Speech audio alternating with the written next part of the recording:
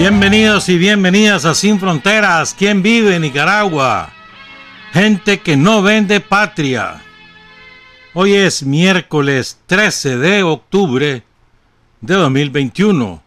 Con Luis Enrique Guerrero y con Carlos José Hurtado cuando son las 6 de la mañana con 30 minutos. Sin Fronteras, la revista con William Griggs Vivado en la primerísima 91.7 y 105.3 FM.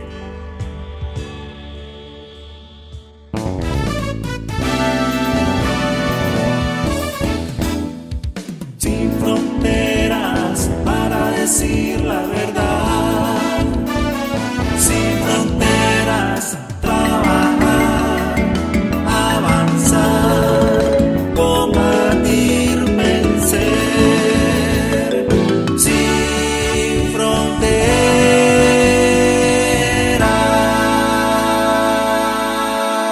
6 de la mañana con 38 minutos y ayer estuvo de cumpleaños una quinceañera, una muchacha, una chavalona, Janet del Carmen Martínez. Felicidades de Janet, de parte de tu hijo Ángel Rivas Martínez. Otros 15 para la próxima vez, parranda.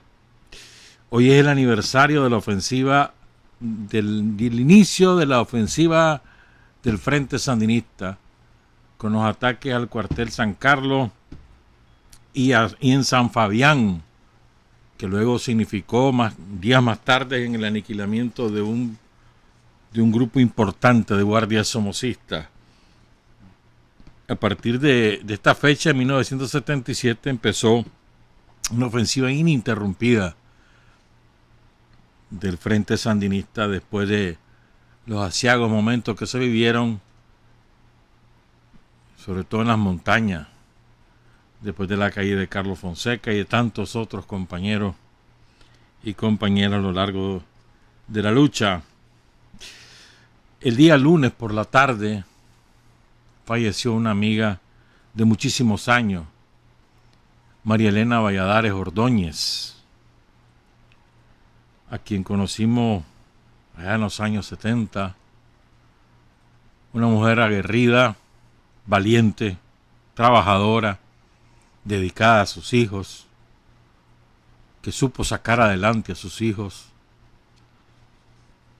que sufrió derrota, gozó victoria, pero nunca se rindió,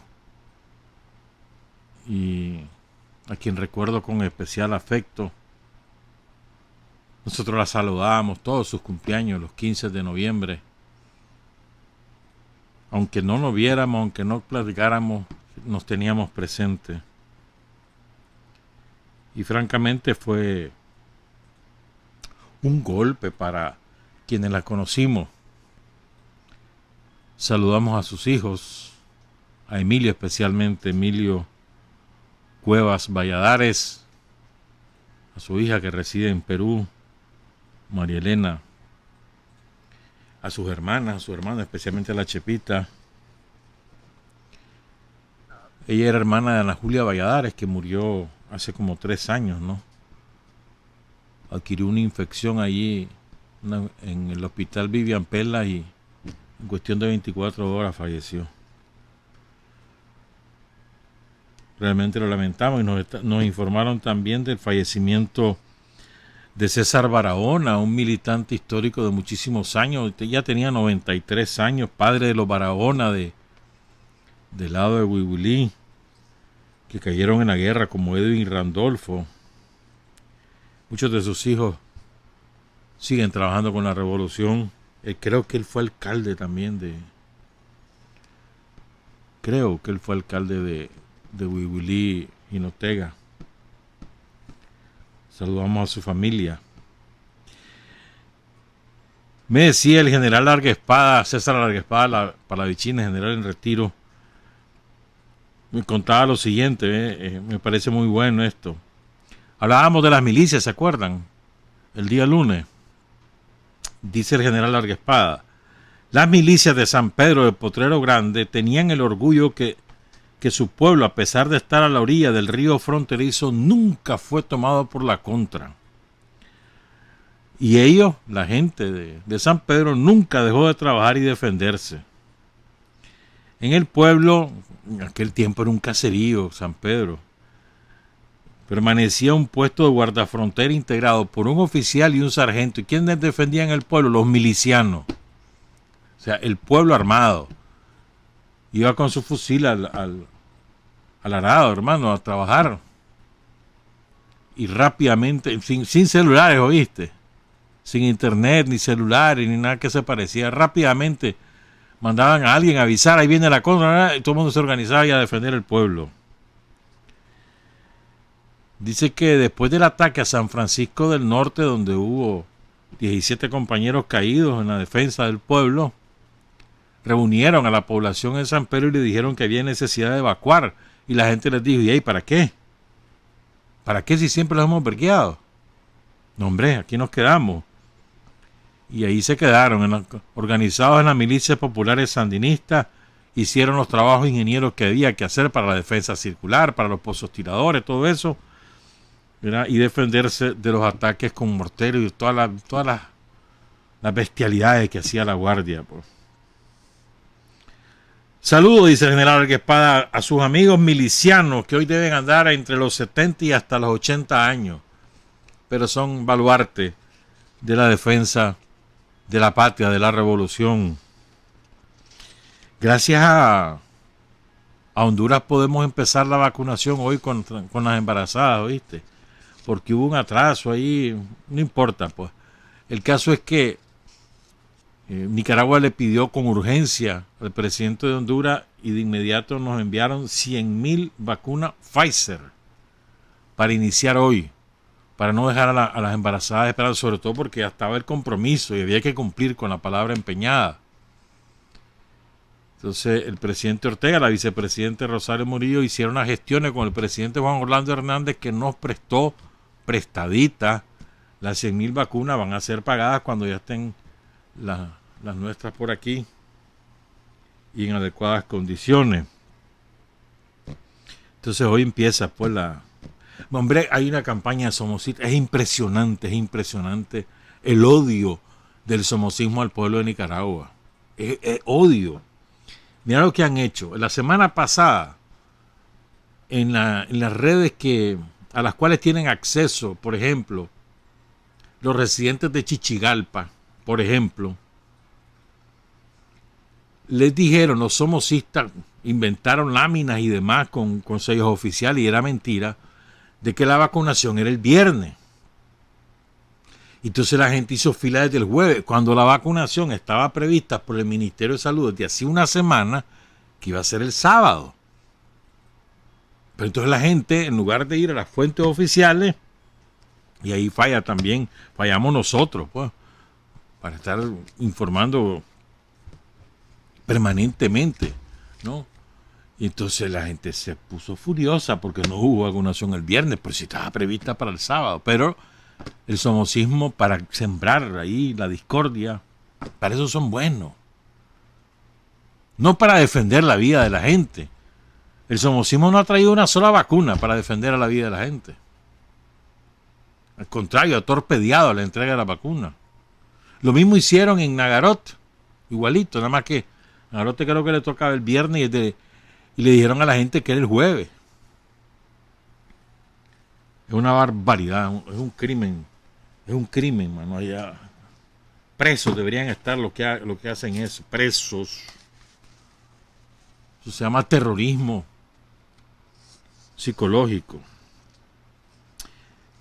Todos estamos sufriendo el alza del gas, ¿verdad? Echamos sapos y culebras, andan entre 460 hasta 500, dependiendo, porque hay algunos arañas, ¿verdad? Pero esa no es responsabilidad más que de la crisis mundial que hay, sobre todo en Europa. Miren, el gas se ocupa en Europa y en Estados Unidos y en otros países del hemisferio norte y también del extremo del hemisferio sur. El gas se ocupa sobre todo para la calefacción. Es decir, y cuando viene el invierno es la calefacción es imprescindible, hermano. Si no hay calefacción, te morís del frío. ¿Qué es lo que le pasa a decenas de miles de personas que viven en la indigencia, en las calles, debajo de los puentes, en cualquier sitio, o en esas casas rodantes? No tienen calefacción y literalmente mueren de frío. Entonces, viene el invierno y los europeos creyeron de que tenían suficientes reservas, no compraron a tiempo, el invierno ya empezó y está empezando a apretar. Va a ser largo y va a ser muy frío, es el pronóstico que hay. Entonces empezaron apuradamente a buscar gas y el gas no es que decir, mandámelo hoy y a los 10 minutos está. Hay que hacer contratos, convenios, etcétera. Pues, y además tienen el otro clavo. Tienen un déficit de la producción de energía eléctrica, sobre todo con energía renovable, la eólica, etcétera. Entonces tuvieron que ocupar el gas para producir energía eléctrica. Entonces no tienen gas. Y eso ha causado un disparo del precio salvaje. Le están echando la culpa a Rusia de puro aire. Hay suficientes explicaciones al respecto, pero no me voy a meter en eso. Pero, a ver, hay una crisis mundial que ha disparado los precios. Y eso lo vamos a solucionar en Nicaragua. ¿Saben cuándo? Apenas empiece a funcionar esa empresa norteamericana de gas, que ya se está terminando ahí en el lado de Occidente. Se está terminando, semanas le quedan. Cuando eso empiece a funcionar, aquí vamos a tener abastecimiento sostenido de gas. Es como el precio del petróleo, si va disparándose, y se va a disparar más porque viene, y repito, viene el invierno, hermano, allá en esos lados, y ahí la demanda es muy fuerte de los derivados del petróleo. Los que hemos viajado, o los que viajamos a Guaslala, o a Quilalí, o a Wiwili, sabemos lo que esas carreteras significaban. Y cuando vemos esas maravillas que han hecho de carretera, los envidiamos, hermano. Antes eso era un verdadero calvario, hermano. Ir a Guaslala. Hace 10 años nada más, hace 10 años. A ver, para el 2012, ir a Guaslala. Chocho. Además de que era una carretera difícil por las curvas, por los vados, por los ríos, por las piedras. Era también peligrosa, en algunas zonas era peligrosa. En invierno los loazales, en verano aquel polvazal terrible. El paisaje maravilloso, el Peña Blanca, el macizo de Peña Blancas por ahí, el río Yaosca, etcétera. Pero ahora, hermano, completada la carretera. Ahora falta el Naranjo, porque va a ir al Naranjo también. Hay que esperar. Próximo periodo de Daniel va para el Naranjo. Y luego a conectar con Ciuna. Pero eso es una carretera maravillosa, un montón de puentes, todos los puentes nuevos, y los puentes son carísimos. Y luego está esa carretera entre Quilalí y San Bartolo, pues, que va avanzando hacia Wiwili, Nueva Segovia, pues, para pegar con el puente. Que ese puente era un sueño de todo el mundo, hermano, incluyéndome. Puchica, alguna vez que pudiera hacer ese puente, pero pensando en lo caro también. Entonces va a estar unido Wiwili, Jinotega, Wiwili, Nueva Segovia. El departamento de Nueva Segovia, el departamento de Jinotega y ese inmenso puente sobre el río Coco, hermano. Que ya el río Coco no es lo que era, ¿verdad? Que desgraciadamente lo estamos acabando y somos nosotros los responsables. El otro día vi un video que me partió el alma, hermano, de un grupo de chavalos que hacen muy bonito trabajo, hace un grupo de chavalos mísquitos. Se llama Mundo Mísquito la página de ellos. Entonces se hicieron un reportaje en Huaspán.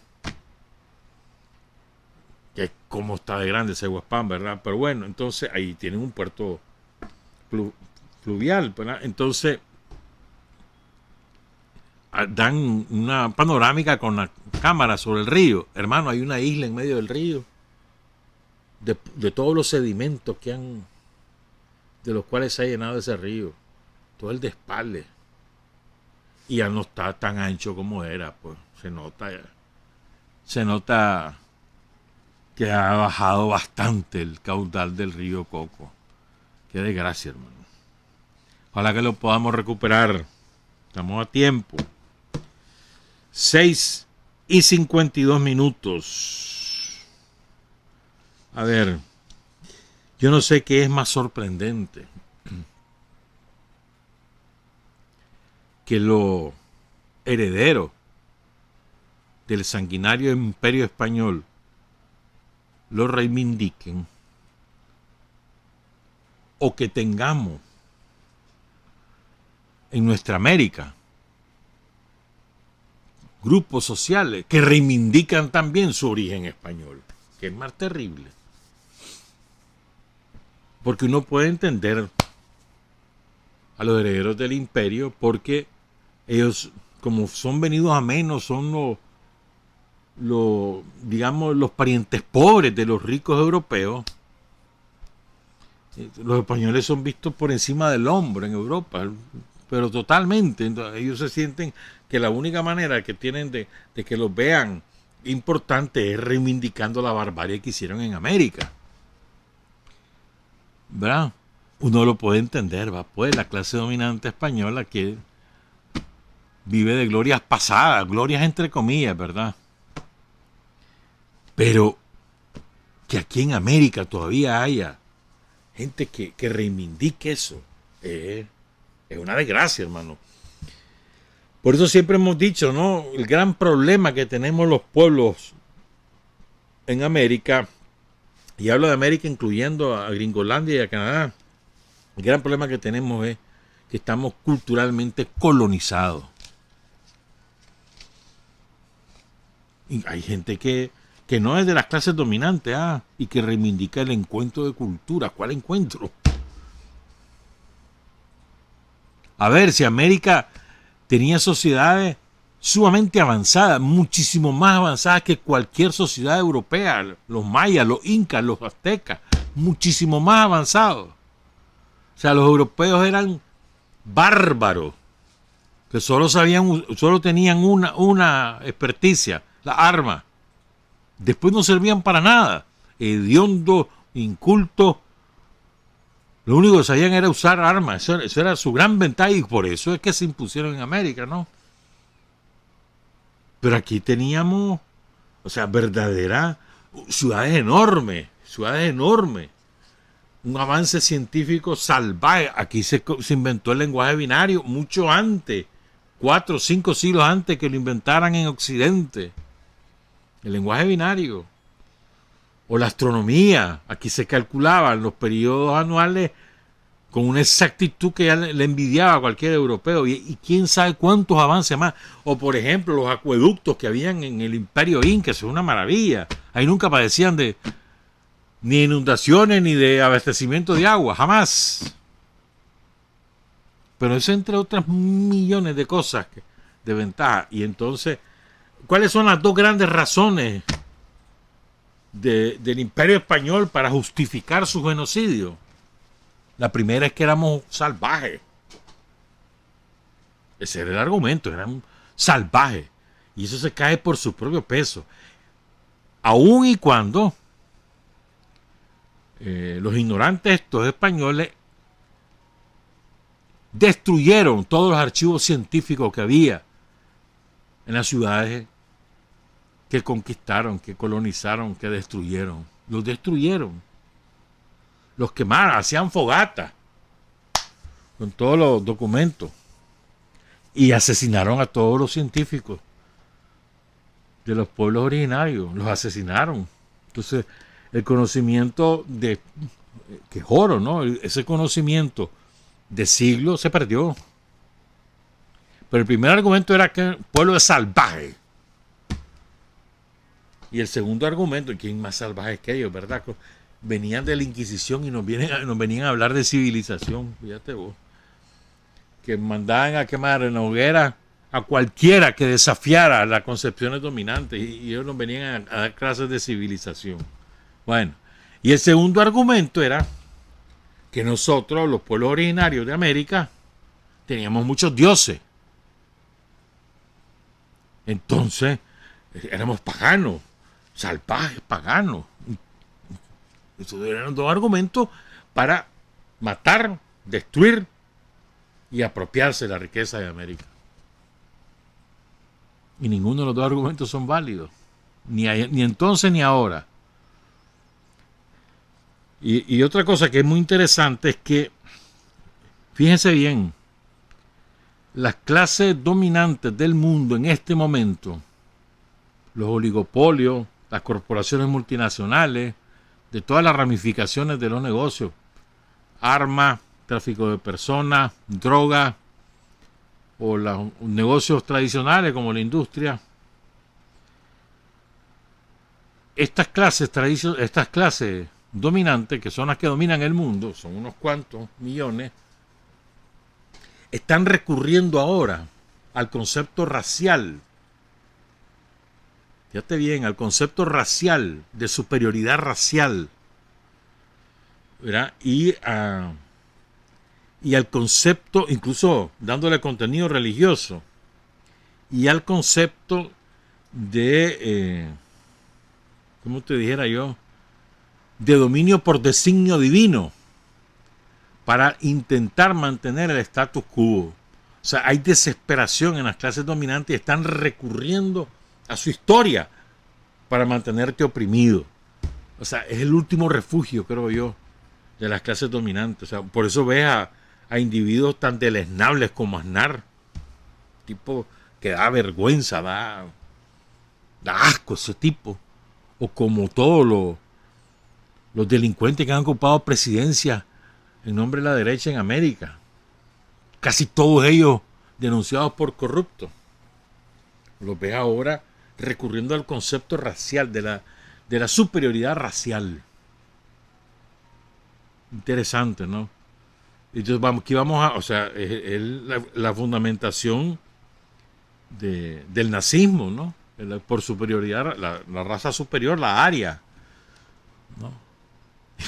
Me estoy acordando, y si los españoles que vinieron aquí venían de expulsar a los árabes y a los judíos después, o a la fuerza, el que se quería quedar a la fuerza tenía que declararse católico, pero le quitaban todo, le quitaron todito, todas sus propiedades, los expulsaron y le quitaron todas sus propiedades, se las robaron, o sea, venían acostumbrados a robar.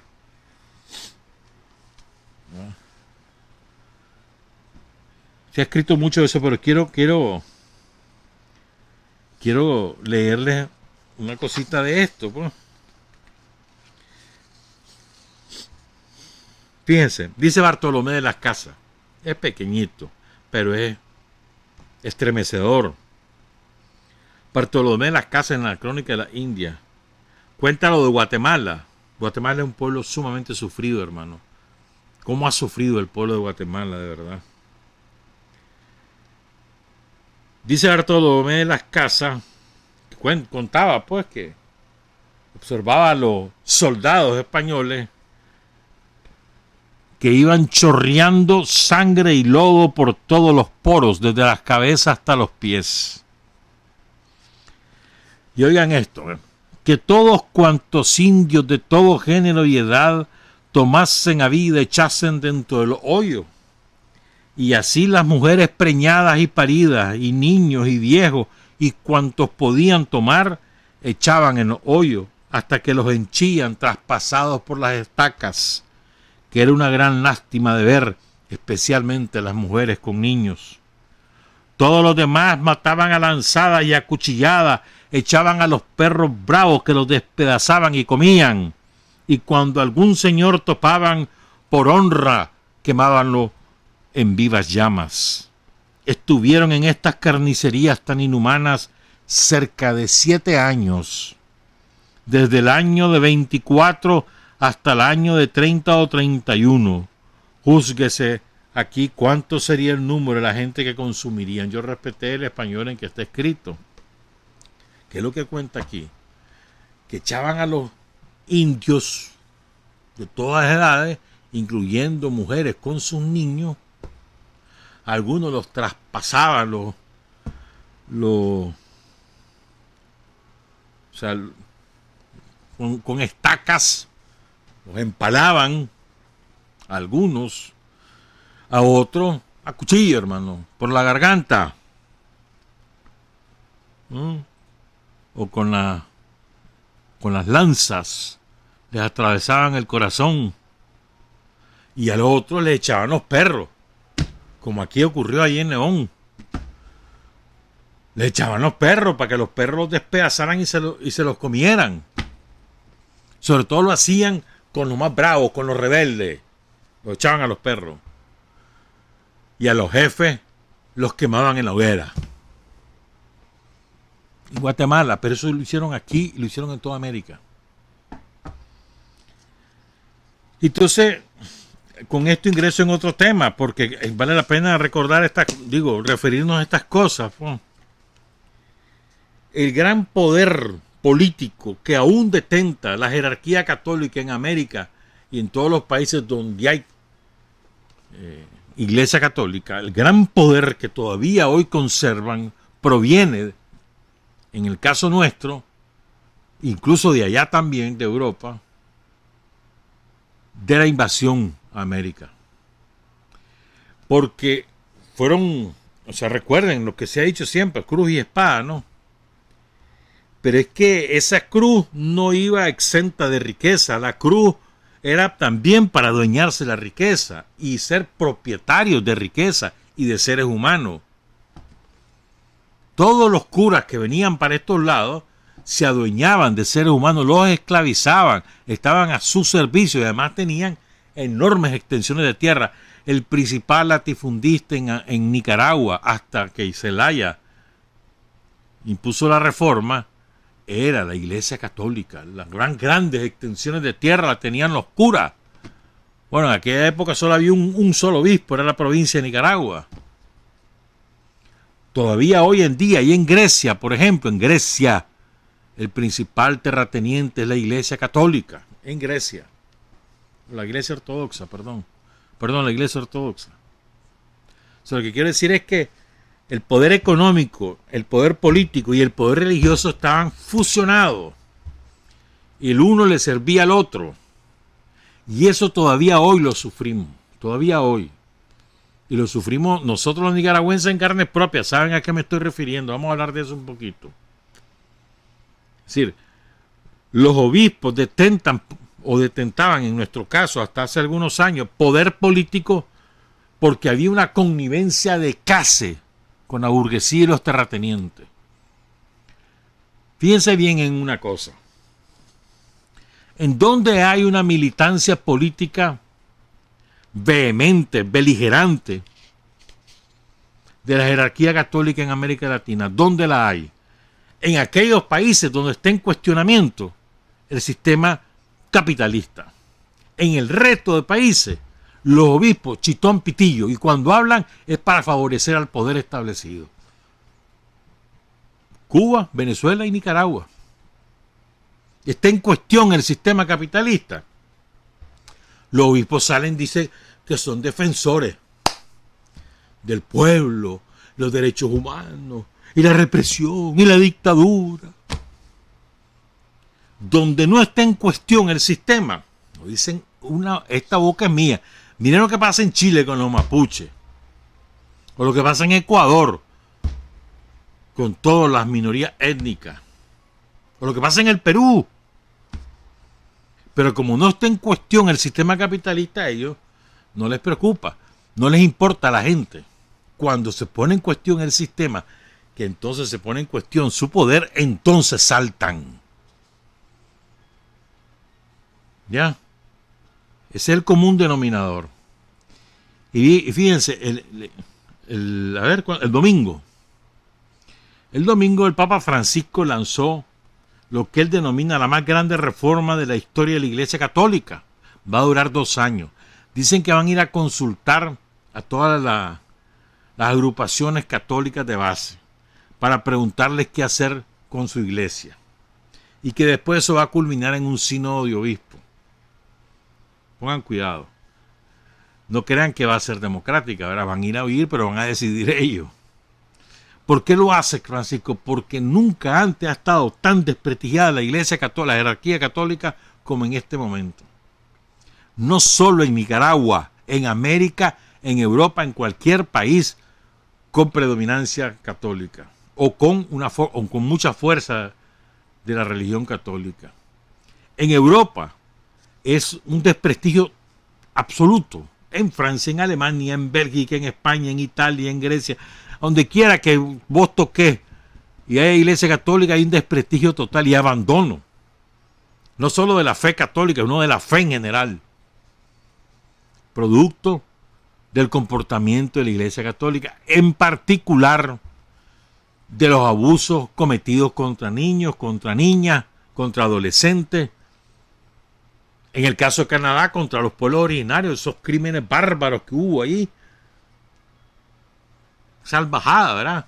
Orfanatorios manejados por curas y los mataban de hambre, los mataban a golpes. Entonces, hace un par de semanas, o la semana pasada, el informe de Francia, ¿verdad? Un informe escalofriante.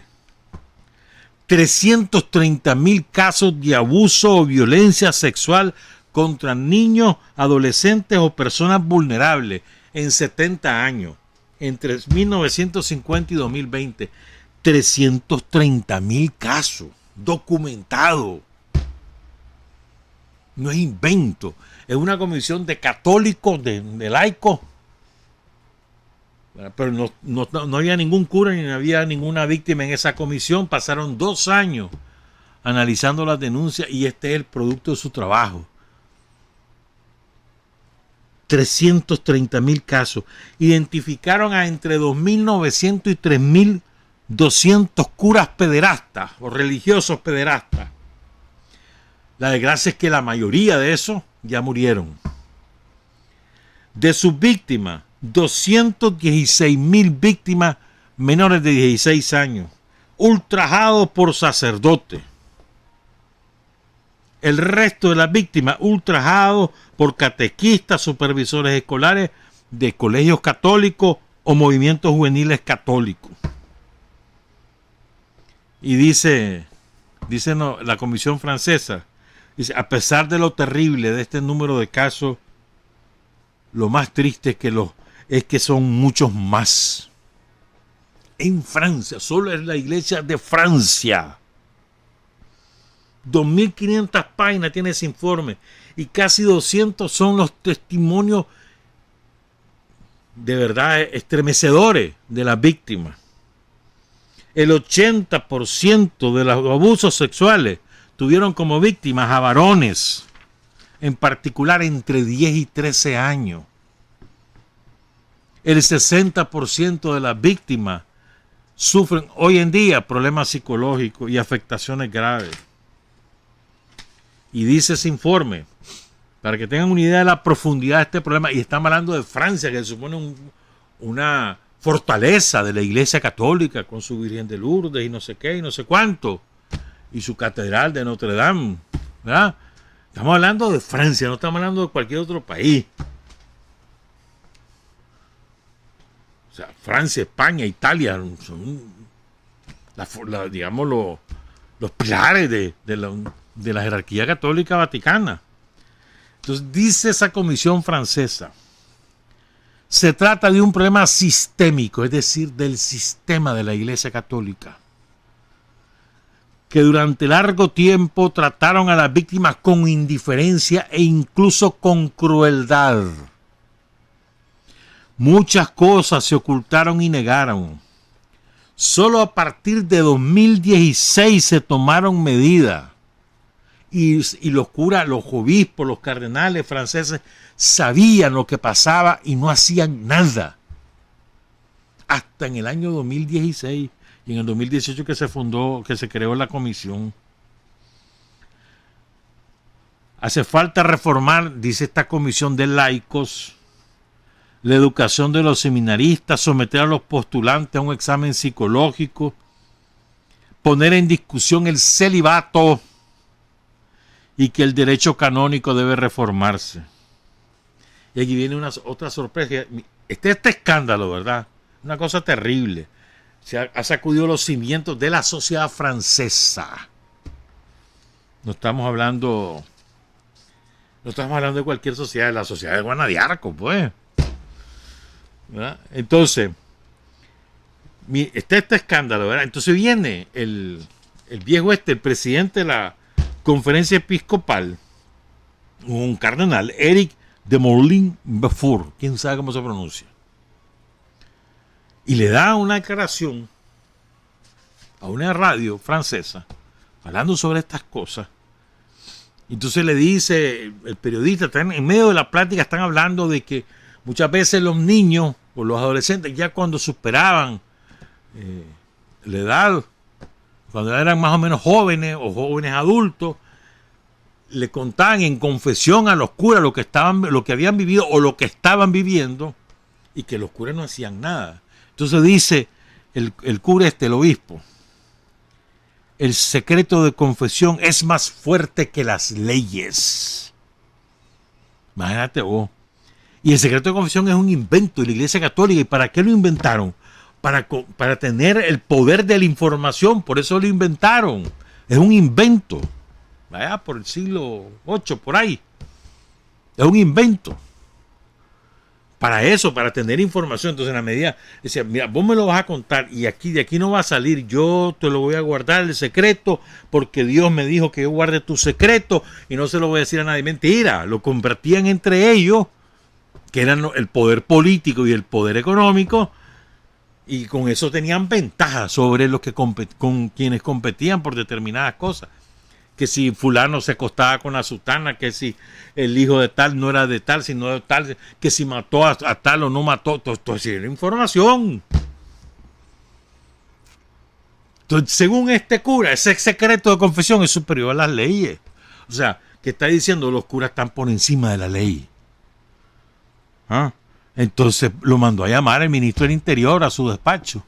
Y al salir, ya cambió el discurso el viejo. Dice, pues es necesario trabajar para conciliar la confesión con la necesidad de proteger a los niños, porque los chavalos, porque no son chavales, son adultos, muchos ya son adultos mayores, contaron de que esto se lo habían dicho, los abusos se los habían dicho en confesión a otros curas y nunca hicieron nada. Pero fíjense, miren lo que es, estos que se las pican. Ya vamos a caer en Nicaragua, espérenme. Ahorita acaba de salir antier en México. En México están los tales legionarios de Cristo que se las daban, mano, los más santos entre los santos. Y eran una pandilla de delincuentes. Empezando por su fundador, que hasta santo lo quisieron hacer. Delincuentes, abusadores, violadores. Acaba de salir otro informe. El Centro Católico Multimedia, ¿ya?, dice que en los últimos años se han presentado denuncias contra 328 sacerdotes, de los cuales 134 de esos curas son delincuentes sexuales seriales, o sea, en serie. Ninguno ha sido castigado. ¿Qué te parece? En los legionarios de Cristo, 170 menores fueron víctimas de abusos sexuales cometidos por 27 curas. Eso es lo que está documentado. ¿Vos te imaginas lo que hay debajo? En ese momento, en el momento que fueron abusados, tenían entre 11 y 16 años. De los 27 curas, 3 ya murieron. 2 fueron condenados. Y el resto no ha sido procesado. 3 muertos, 2 condenados, 24, 21, a ver, eran 27, 22, no les pasó nada. Nada.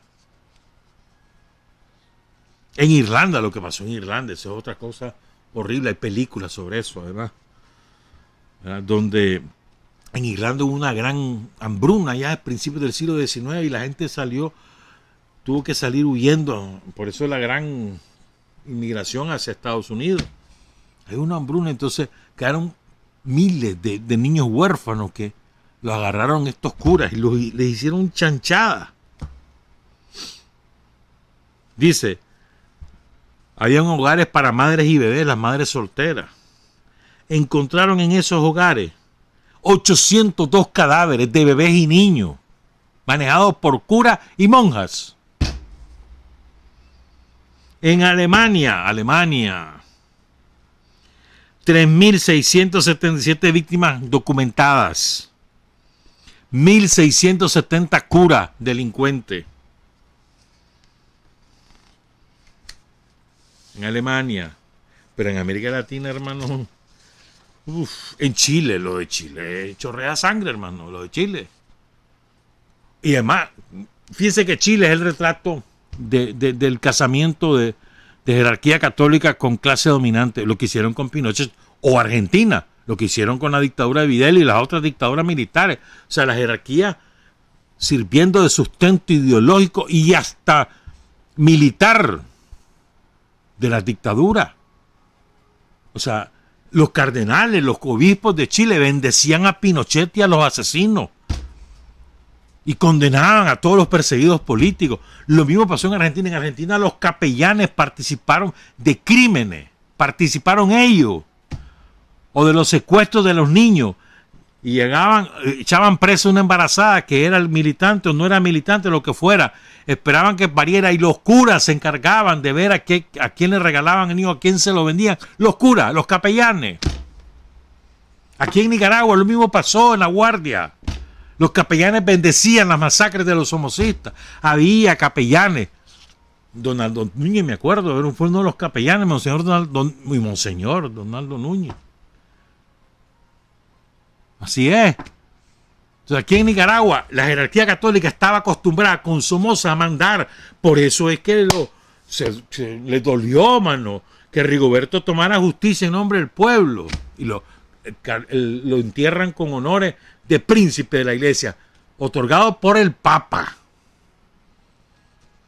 Le dolió. Ellos perdieron poder político y poder económico. Cuando la revolución triunfa, cuando el pueblo asume el poder, ellos se sienten en minoría. Y todo este tiempo han trabajado por recuperar el poder que tuvieron. A eso se debe que toda esa claque de obispos haga causa común con el somocismo y los yanquis. Ellos quieren recuperar el poder que disponían y que durante un tiempo todavía lo recuperaron entre el 90 y el 2007. Lo quieren recuperar por la vía de la fuerza, desalojando al pueblo del poder. Ese es el fondo del asunto. Y aquí hay montones de curas identificados como violadores, que los ha protegido Brenes, por ejemplo. A uno de ellos lo mandó para México, allá anda en México. Protegido primero por Cardenal Rivera, que ya no es, ahora está jubilado. Y hay otros cardenales ahí protegiendo a los violadores. De aquí los mandan para allá, los mandaron a Costa Rica. O Marco D, si no te acordás. Ese cura italiano, miren lo que es la vida, man. Le prueban, lo condenan. De aquí fueron a declarar algunas de sus víctimas a Italia, lo condenan.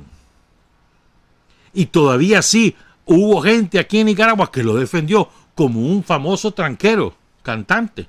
Salió defendiéndolo. Y tenía un orfanatorio en Chinandega y se aprovechaba el orfanatorio para hacer chanchadas con los chavalos. Murió preso, murió en la cárcel, ya murió.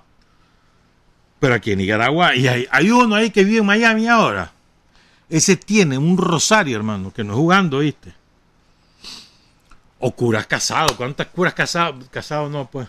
Curas con hijos. ¿Cuántos curas con hijos no tenés? Ahí hay uno en Estelí, un famoso, no voy a decir el nombre. Tiene sus hijos puestos en universidades, en Cáritas y no sé qué, en las entidades de la iglesia. Famoso ese cura. Y así te puedo seguir contando. Un cura que ya murió, no tenía ahí 3, 4 hijos, uno vive en Miami, otro vive todavía aquí. Famoso. Pero lo que quiero decir es que, o sea, los curas te predican con conducta ética, moral, apegada a no sé qué, y son exactamente lo contrario. Aquel cura que mataron ahí en la Concha, ¿en qué andaba? Y así pues. Y no tiene... Su discurso no tiene nada que ver con su práctica. Su discurso de democracia no tiene nada que ver con su práctica dictatorial a lo interno y abusiva. Su discurso de respeto a los derechos humanos no tiene nada que ver con lo que ellos hacen, protegiendo a violadores y a ladrones dentro de su fila. Hablan de democracia y son incapaces de aplicarla dentro de ellos mismos. Imagínate, dice el Papa que van a hacer una consulta, pero no es que le van a hacer caso a lo que diga la gente, lo van a decidir ellos. Van a ir a ver, a tomar nota de lo que dice la gente, y después se van a reunir ellos a ver, eso me gusta, eso no me gusta, y si quieren aplican, y si no quieren no aplican. ¿Quién va a saber lo que es el consenso de esos cambios? Nadie, ellos lo van a hacer. En Costa Rica, aquel cura famoso, Padre Vilques, creo, ahí en Costa Rica, que era vocero y salía por aquí, salía por allá. De todo, mandó difusión de pornografía infantil, violación, abuso, de todo le acusaron al hombre. En Guatemala lo mismo. Es decir, lo que estoy... O en Colombia, ahí en Villavicencio. Eso fue terrible lo de Villavicencio. O aquella famosa película que se hizo sobre lo que pasó en Boston. Boston, Massachusetts, Boston, una gran ciudad donde tenía un gran prestigio el cardenal y no sé cuánto. Y era encubridor de 87 que documentaron.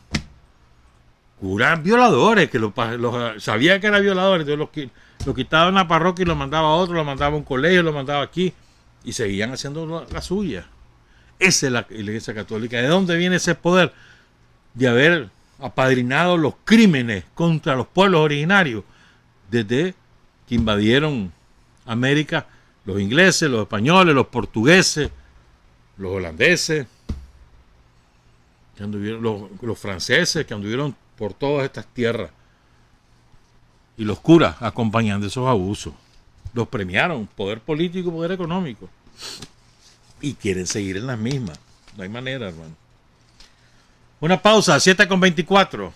Hay hombres que luchan un día y son buenos. Hay hombres que luchan un año y son mejores. Pero hay hombres que luchan toda la vida. Esos son los imprescindibles. 7 de la mañana con 29 minutos.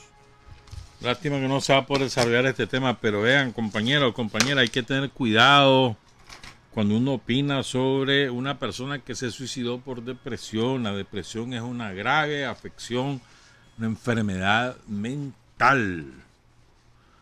Y en Nicaragua hay muchos chavalos, muchas personas, incluso adultos mayores, que se suicidan por depresión. Pero no es porque estén tristes, es que la depresión es muchísimo más profunda, es una enfermedad mental, hay que ser respetuosos. La gente no se suicida, ay, si van a matarme, me voy a matar. No, hombre, la depresión es una cosa muy profunda. Vamos a ver si en la radio nos ocupamos de ese tema a profundidad en estos días, mano. Bueno, el día lunes por la noche, la Cancillería de la República emitió una nota de prensa señalando a Sullivan de una intolerable injerencia en los asuntos internos del país. Una nota corta, durísima, poniendo en su lugar a Sullivan de una vez por todas, porque ese tipo que tiene apenas que 2 años tendrá de estar aquí, máximo, ¿no? Por ahí anda. Y el tipo es insoportable, y aun cuando tiene aquí una hija nica, sabiendo que en su país la pandemia estaba fuera de control, la puso a parir a su mujer aquí para que no se contagiara el COVID. Después, hablando del COVID, él mandó a parir a su mujer aquí para protegerse, fíjate vos. Pero bueno, entonces la Cancillería denuncia la continua intromisión en los asuntos propios de nuestro país de parte de Kevin Sullivan. Nuestra soberanía, que no se discute ni se entrega a los bárbaros fieros, no puede seguir siendo vulnerada o violentada por los mismos invasores e interventores de siempre. Llamamos al señor Sullivan a una conducta respetuosa y responsable en el contexto de la Convención de Viena, que todos los estados estamos obligados a observar y cumplir en relaciones diplomáticas que imponen reconocimiento de la soberanía y autodeterminación de los países concernidos. ¿Qué dice la Convención de Viena? ¿Qué es?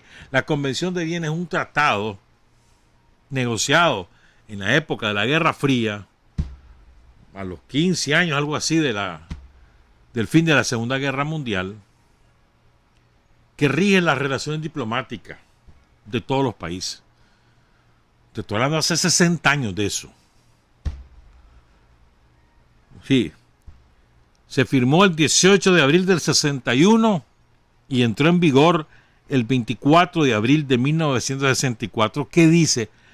Es un artículo, el importante, al que cita, pues, al que hace referencia sin decirlo, la nota de la Cancillería. Es el artículo 41. 1.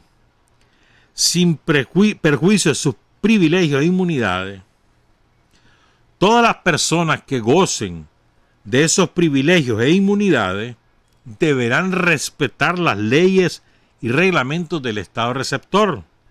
También están, oye, esta es la frase, hermano, del acápite 1 del artículo 41 de la Convención de Viena sobre Relaciones Diplomáticas. La última oración de ese párrafo. También están obligados a no inmiscuirse en los asuntos internos de ese Estado. Taxativo, hermano. No hay lugar a dudas. Y además le dice, el punto 2 es, cualquier asunto oficial es con la Cancillería que lo deja hablar. ¿Estamos claros? O con el ministerio con el que se haya convenido. Y además dice, la Convención de Viena, algo que viola Sullivan sistemáticamente, dice la Convención de Viena en su punto 3 del artículo 41, los locales de la misión no deben ser utilizados de manera incompatible con las funciones de la misión tal como están enunciadas en la presente convención. En otras normas del derecho internacional general o en los acuerdos particulares que estén en vigor entre el Estado acreditante y el Estado receptor. ¿Qué significa esto? Los locales bajo la jurisdicción del gobierno de Estados Unidos a través de su embajada en Nicaragua no pueden ser ocupados para otra función que no sea la diplomática. Y Sullivan las ha ocupado para conspirar. Ahí reúne a sus agentes, a sus asalariados, incluyendo algunos que se dedican a la información, a sus sicarios informativos. Ahí los reúne, ahí les da instrucciones, ahí les da reales. Y anda apresurado de qué deben hacer o no deben hacer los políticos o los sicarios dedicados a la política interna. Sullivan está violando la Convención de Viena en al menos esos dos aspectos, el punto 1 y el punto 3 del artículo 41 de la Convención de Viena. Por eso es que el comunicado le dice, el señor Sullivan se expresa continuamente de manera directa e indirecta en detrimento de nuestras decisiones institucionales y de nuestras políticas nacionales independientes y de país independiente que no es colonia de nadie.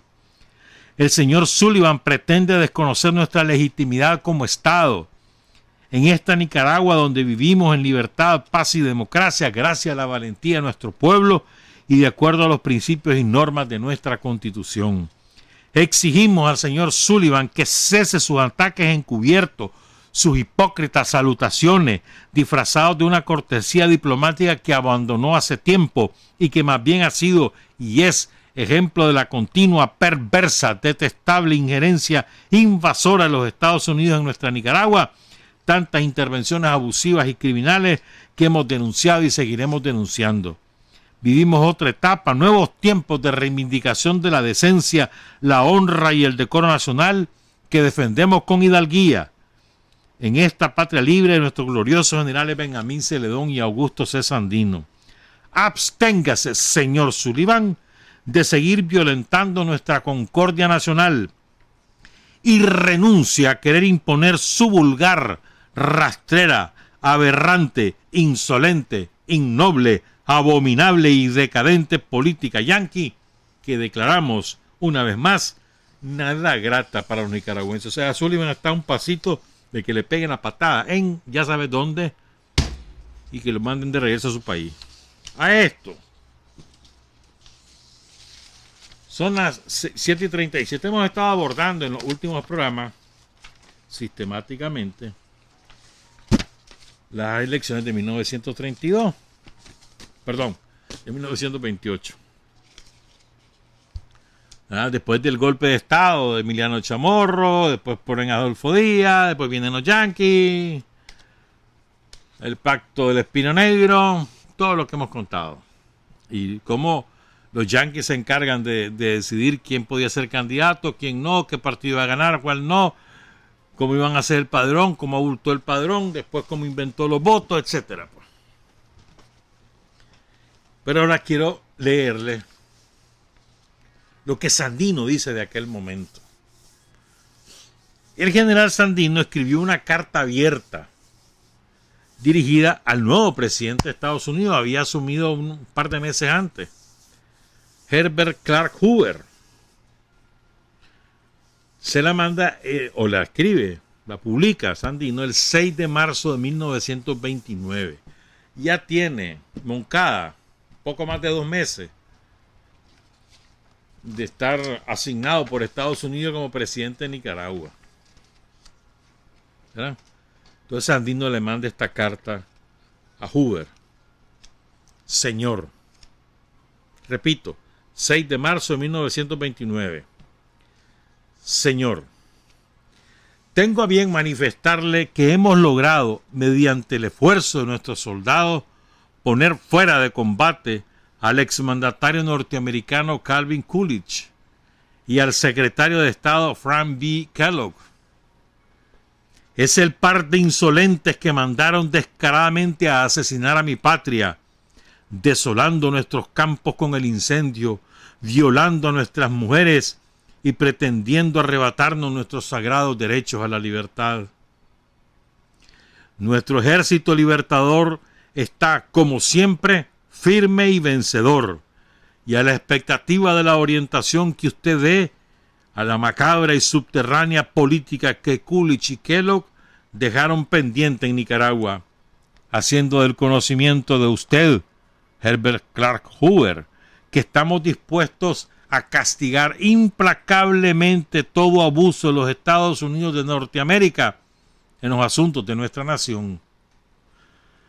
Nicaragua no le debe ni un solo centavo a Estados Unidos de Norteamérica, pero ellos nos deben a nosotros la paz perdida en nuestro país desde 1909 con la nota Knox, que significó el desplazamiento del poder del general Zelaya. Fíjense, ellos nos deben a nosotros la paz perdida en nuestro país desde 1909, en que los banqueros de Wall Street introdujeron la cizaña del dólar en Nicaragua. Por cada $1 millar que han introducido a mi patria los banqueros yanquis, ha muerto un hombre nicaragüense y han vertido lágrimas de dolor nuestras madres, nuestras hermanas, nuestras esposas y nuestros hijos. En agosto de 1909 era el espurio Adolfo Díaz, un simple empleadillo de 4ª clase con un sueldo de $2.65 diario en el mineral de explotación norteamericana La Luz y Los Ángeles, situado en Pispís, departamento de Bluefields, costa atlántica de Nicaragua. De aquel mineral fue tomado Adolfo Díaz para ser el instrumento de los banqueros de Wall Street en Nicaragua. Ellos lo lanzaron a la rebelión que dio principio con la traición de Juan José Estrada al gobierno constitucional del general Zelaya y después de José Madrid. En aquel entonces, Juan José Estrada tenía el cargo de jefe político de Bluefields. Los banqueros de Wall Street habilitaron 800,000 pesos a Adolfo Díaz para el sostenimiento de aquella funesta rebelión. Desde aquel infeliz momento se extendió sobre mi patria el luto y el dolor. Si toda la sangre derramada y todos los cadáveres de nicaragüenses que han hecho los dólares de Wall Street desde aquella época hasta el presente se pudieran recoger para que un 4 de julio los estadounidenses imperialistas de Washington y New York comieran esos cadáveres y bebieran la sangre de mis compatriotas, no alcanzarían a comérselos y bebérselos entre todos en el Festival de la Independencia de los Estados Unidos de Norteamérica, celebrado cada 4 de julio. Todos los nicaragüenses son conocedores de la realidad de las palabras que dejo expuestas arriba. Los banqueros de Wall Street, endiosados con su dólar, se valieron de Adolfo Díaz y de algunos corrompidos nicaragüenses, instrumentos creados por los propios banqueros para hacer que Nicaragua aceptara empréstitos que nosotros no necesitábamos. Esos banqueros escogieron a tales desnaturalizados con el fin de celebrar tratados y pactos que les dieran apariencia de legalidad y así apoderarse de Nicaragua. Los piratas yanquis comprendieron que la gran mayoría del pueblo nicaragüense rechazaba con indignación los tratados y pactos celebrados entre los banqueros y unos cuantos vendepatria nicaragüenses. Esa comprensión ha hecho que los gobiernos de los Estados Unidos de Norteamérica se valgan de todas las artimañas con el objeto de asegurar en el poder de nuestra nación a los nicaragüenses que se presten como esbirros de sus mismos hermanos. Fue por eso que en 1923, a iniciativa del gobierno yanqui, celebraron tratados los gobiernos de Centroamérica a bordo del acorazado norteamericano Tacoma en el Golfo de Fonseca, sugiriendo el mismo gobierno yanqui los puntos que deberían ser establecidos entre los mismos gobiernos. Me detengo aquí para contarles, este es lo famoso, el pacto del Tacoma o los pactos del Tacoma, porque el Tacoma, así se llamaba el buque de guerra que estaba anclado en el Golfo de Fonseca. Entonces, ¿qué pasó? Los empresarios yanquis, que sobre todo los de Honduras, los dueños de las bananeras en Honduras, que eran los dueños del poder político en Honduras, querían asegurarse de que no hubiese rebeliones contra el gobierno que ellos ponían, porque generalmente venían a refugiarse a Nicaragua o a El Salvador. Ahí encontraban respaldo político oficial o no, y también reales para comprar armas, y después entraban a Honduras y votaban al gobierno de turno, que era un gobierno puesto por ellos, por los dueños de las bananeras. Entonces andaban preocupados, eso entre otros intereses, ¿verdad? Lo mismo pasaba con los mineros, los dueños de las minas en Nicaragua, y lo mismo pasaba en El Salvador. Entonces los empresarios de la época, los banqueros de la época también, le dijeron al gobierno: mirar, busquemos cómo arreglar a esto y que nadie se meta en el otro y que nos dejen a cada uno tranquilo, pues. Entonces le dijeron a los presidentes: bueno, van a reunirse, van a firmar esto. Y así fue, en serio. Y se lo llevaron a un buque de guerra gringo, en territorio gringo, en aguas del Golfo de Fonseca. Ahí lo llevaron a los tres presidentes a negociar. Mentira, si les presentaran el documento, firmen. Entonces, básicamente es eso, pues, que ninguno se iba a meter con el otro y que ninguno iba a dejar que algún exiliado del otro conspirara para ir a votar al gobierno vecino. Esa era la esencia. Honduras, El Salvador y Nicaragua, esos fueron los tres presidentes que llevaron ahí. Y aún así, ahí metieron a los marinos a Honduras para poner a un presidente que lo querían, la Standard Fruit y compañía, pues la bananera. En El Salvador lo mismo, en El Salvador fue terrible eso. Lo del Salvador, es que ahí la crisis del café impactó muy duro a El Salvador, pero eso fue años después. Pero bueno, El Salvador vivía dictadura tras dictadura, la dictadura de unos hermanos y primos se hicieron del poder, como 50 años pasaron ocupando el poder. Pero a sangre y fuego, ¿viste? Incluso el último presidente, Meléndez, creo que es el apellido, sí, Meléndez. El último de ellos, ¿sabes a qué partido estaba afiliado? Al partido nazi. Verídico. En fin, los salvadoreños también han sido un pueblo sumamente combativo, pero también sufrido. Pues vino la rebelión indígena el 31, masacraron 30,000 indios ahí, mano. Entre ellos Farabundo Martí y Feliciano Amas, el líder de esa rebelión. Sigo con Sandino, pues entonces se refiere a ese pacto de Tacoma, ¿verdad? Entre los puntos de dichos tratados dice Sandino, quedó establecido que ninguno de los gobiernos de Centroamérica que surgiera por un golpe de Estado sería reconocido por los otros gobiernos centroamericanos, ni por el mismo gobierno de Estados Unidos de Norteamérica. El cálculo de la política yanqui en esos tratados fue el de asegurar el poder a los que le habían vendido la soberanía nacional de Nicaragua. Supuesto que los contratos con los vendepatrias son por 99 años, prorrogable a voluntad de los Estados Unidos de Norteamérica. Sandino, una astucia, hermano. Dice, no, lo que pasa es que ustedes lo que quieren garantizar es que a los que ustedes ponen de presidente les paguen a hacer negocio con ustedes, ¿verdad? Porque ya y además, como ya vendieron la soberanía, ya les pagamos por la soberanía de ustedes, entonces ahora este país es mío, que nadie se osa desafiarlo. Entonces ese es el fondo del asunto, dice Sandino. En aquella época, cuenta, los banqueros de Wall Street se consideraban dueños y señores de Nicaragua. Se pusieron de rodillas con las manos y los ojos elevados al cielo frente a sus cajas fuertes, llenas de metal, rindiendo las gracias al dios oro por el gran milagro que les había concedido. Oh, dólar maldito, cita Darío, ¿no? Que tú eres la carcoma que mina los cimientos del imperialismo yanqui y tú mismo serás la causa de su derrumbamiento. Y sigue Sandino, no fue menor el regocijo de los hipócritas vendidos nicaragüenses que se sostenían en el poder en aquel tiempo, como hoy, apoyados en las bayonetas yanquis. La justicia divina marcó el alto ahí a la vida de don Diego Manuel Chamorro, presidente de Nicaragua, en la época que se celebraron los tratados del Tacoma, que se murió en el cargo, como hemos contado.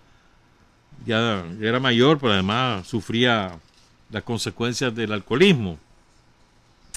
El pueblo nicaragüense, sigue Sandino, que creía perdidos para siempre sus derechos a la libertad, vio despejado el horizonte de la soberanía nacional de Nicaragua con la muerte del mencionado Diego Manuel Chamorro.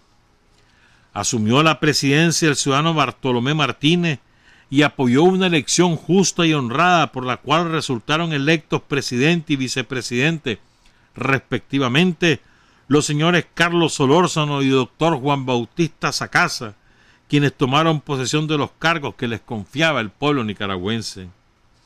La soberbia hizo sus estragos en los corazones del expresidente de Estados Unidos de Norteamérica, Calvin Coolidge, y del secretario de Estado, Frank B. Kellogg, cuando se dieron cuenta de que la justicia se había puesto de parte de nuestro pueblo.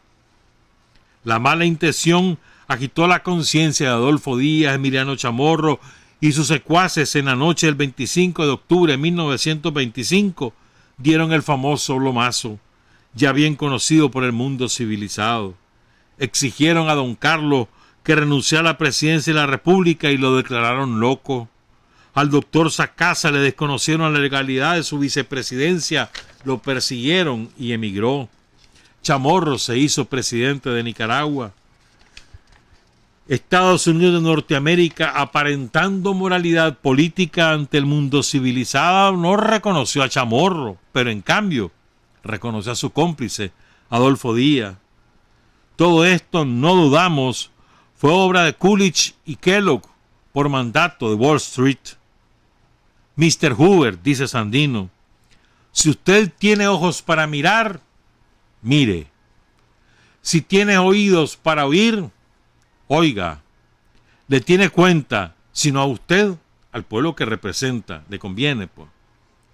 Coolidge y Kellogg son un par de fracasados políticos norteamericanos. La actuación de ellos en Nicaragua ha hundido en el más grande de los desprestigios a la tierra de Washington. Han hecho verter la sangre y las lágrimas a torrentes en mi patria. También han enlutado y hecho llorar muchos hogares norteamericanos.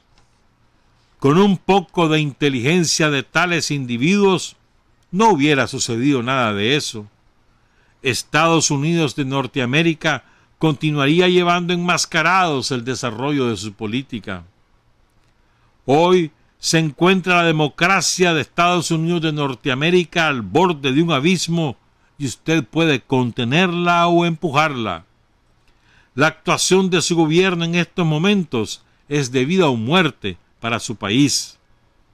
Hace 6 años habían logrado ustedes tener las apariencias de legalidad en sus tratados e intromisiones en Nicaragua, pero después de la muerte de don Diego Manuel Chamorro, la providencia aliada nuestra desenmascaró la política yanqui en mi patria, y con la actuación que mantuvieron Coolidge y Kellogg en nuestro país, han hecho desarrollarse una enorme ola de odio y de desconfianza casi mundial para ustedes. En Nicaragua, le dice Sandino al presidente que acaba de asumir en Estados Unidos, oiga, esta frase es muy bonita. Le dice Sandino al nuevo presidente de Estados Unidos, Herbert Clark Hoover. En Nicaragua le dice: no tienen ustedes más amigos que un pequeñísimo grupo de hombres inmorales que no representan el propio sentimiento del pueblo nicaragüense. Cualquier parecido con la realidad actual no es coincidencia. ¿Oíste, Sullivan? Sigue Sandino: yo estoy representando con mi ejército el propio sentir de nuestros conciudadanos. La gran mayoría de nicaragüenses, aunque no estén empuñando el rifle en mi ejército, en espíritu están conmigo. No desconozco los recursos materiales que dispone su nación. Todo lo tienen, pero les falta Dios. Recordando la oda Roosevelt de Darío. De los intimidados en Tipitapa el 4 de mayo de 1927, los maliciosos, los pusilánimes y los irresolutos se humillaron ante el ruido de la grandeza yanquis. Tal vez se equivoque usted creyendo que, como Sacasa, se le humillarán todos. Continuando ustedes la política de Coolidge y Kellogg, continuarán encontrando sandinos. Hay que convenir en que existe un soplo divino de justicia que está con nosotros y que es tempestad para los malintencionados. En la razón, la justicia y el derecho, tengo afianzada mi actitud contra la política que usted desarrolle en mi patria. Patria y libertad, Augusto C. Sandino. Cualquier parecido, repito, no es coincidencia. Y fíjense lo que una frase premonitoria, ¿no? Profética de Sandino.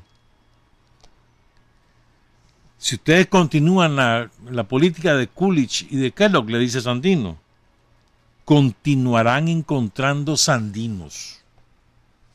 En la medida que ustedes tengan intervención en los asuntos internos de Nicaragua, agresiones contra Nicaragua, encontrarán sandinos.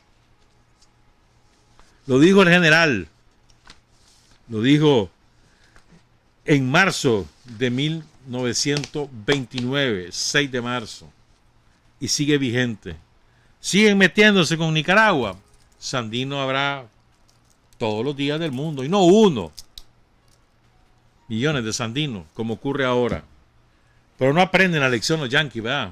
No aprenden, y menos que la aprendan los sicarios, los alquilados, los vendepatrias, los fariseos, la banda de fascinerosos que está a su servicio, algunos de los cuales están presos y los otros ahí andan escribiendo babosadas. Trabajar, avanzar, combatir, vencer, patria y libertad. Revolución es sentido del momento histórico. Es cambiar todo lo que debe ser cambiado. Es igualdad y libertad plenas.